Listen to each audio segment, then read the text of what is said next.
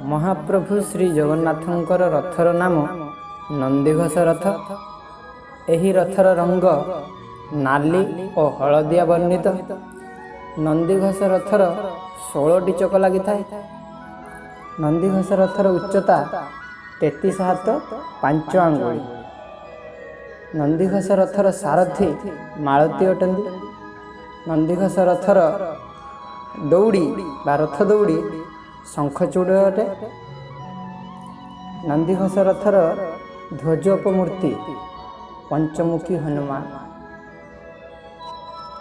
नंदीघोष रथरे महाप्रभु विराजमान करी गुंडीचा यात्रा करते। महाप्रभु बलभद्र बड़ ठाकुरंकर रथर नाम तालध्वज। तालध्वज रथरे महाप्रभु बलराम विराजमान करी गुंडीचा यात्रा करते। तालध्वज रथर रंग नाली और सबुज वर्णित। तालध्वज रथर चक 14 गोटी। तालध्वज रथर उच्चता 32 हाथ 5 आंगुली। तालध्वज रथर सारथी दारुक।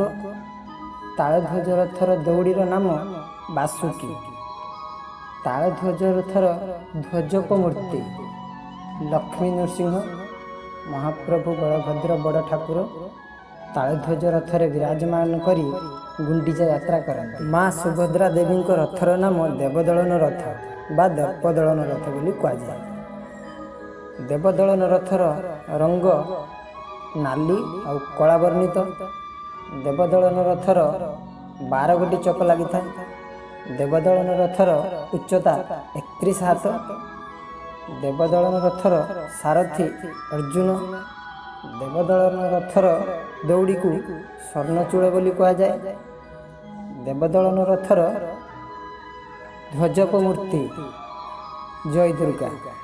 माँ कृपामयी भगवती देवी सुभद्रा माँ दर्पदलन बा देवदलन विराजमान करी गुंडीचा यात्रा करती। दुई भाई साथी दर्पदलन विराजमान करी गुंडीचा यात्रा करती। आनंद एक बार हरि बोल। जय जगन्नाथ जय जगन्नाथ।